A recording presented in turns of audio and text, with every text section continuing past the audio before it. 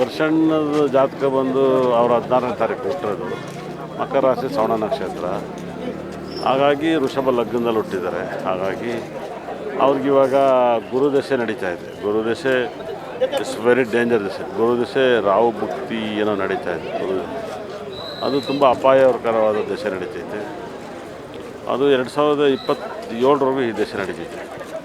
27ರ ಮೇಲೆ ಅವರ ಹೊಸ ಲೈಫ್ ಸ್ಟಾರ್ಟ್ ಆಗುತ್ತೆ. ಭಾಳ ಅದ್ಭುತವಾದ ಹೊಸ ಲೈಫ್ ಸ್ಟಾರ್ಟ್ ಆಗುತ್ತೆ.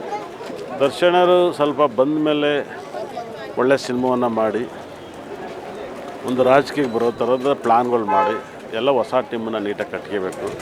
ತುಂಬ ಚಾಣಕ್ಯವಾಗಿ ಬದುಕಬೇಕು. ಕರೆಕ್ಟಾಗಿ ದರ್ಶನರು ಕ್ಯಾನ್ವಾಸ್ ಮಾಡೋದನ್ನೆಲ್ಲ ತುಂಬ ಜನಕ್ಕೆ ಮಾಡಿದ್ರು. ಅದನ್ನೆಲ್ಲ ಬಿಟ್ಟು ಹೊಸ ಟೀಮ್ ಕಟ್ಟಿ ಕರೆಕ್ಟಾಗಿ ಇನ್ನೊಂದು 4-5, 5-10 ವರ್ಷ ಈ ಎಲೆಕ್ಷನ್ ಬಿಟ್ಟು ನೆಕ್ಸ್ಟ್ ಎಲೆಕ್ಷನ್ಗೆ ಒತ್ತಿಗೆ ಒಳ್ಳೊಳ್ಳೆ ಸಿನಿಮಾಗಳನ್ನ ಮಾಡಿ ಒಂದು ಪ್ಲ್ಯಾನ್ ಮಾಡಿ ಇನ್ನು ಮುಂದೆ ಜವಾಬ್ದಾರಿಗಿರಬೇಕು. ಹೆಸರು ದುಡ್ಡು ಬಂದ ಮೇಲೆ ದೌಲತ್ ವರ್ಕ್ ಆಗೋಲ್ಲ, ಮತ್ತು ಯಾವ ಆಸೆನೂ ವರ್ಕ್ ಆಗೋಲ್ಲ.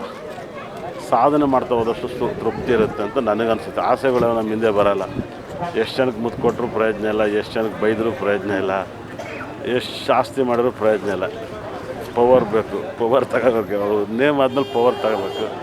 ಹಾಗಾಗಿ ಆ ಪವರ್ ತಗೊಳ್ಳೋ ಕೆಲಸ ದರ್ಶನ ಮಾಡಿದ್ರೆ ಒಳ್ಳೆಯದು.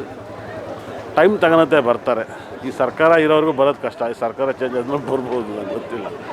ಅದ್ರ ಮಾತ್ರ ಯಾಕಂದರೆ ಇದೇ ಸರ್ಕಾರದಲ್ಲಿ ಅವ್ರು ಇದ್ದಾರೆ ಗೊತ್ತಾಯಿಲ್ಲ ಅಂದ್ರೆ ನಾವೇನು ಮಾಡೋಕ್ಕಾಗಲ್ಲ. ಇದು ನಾನು ಸತ್ಯ ಮಾತಾಡ್ತಿದ್ದೀನಿ, ಸುಳ್ಳು ಹೇಳೋಕ್ಕಾಗಲ್ಲ. ಏನು ಹೇಳಿ, ತಪ್ಪು ತುಂಬ ಜನ ಮಾಡ್ತಾರೆ.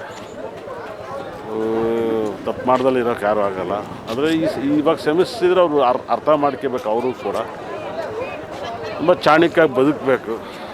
ಹಾಗಾಗಿ ಫಾಲೋವರ್ಸ್ ಅವ್ರ ಹಿಂದೆ ಇದ್ದಾರೆ.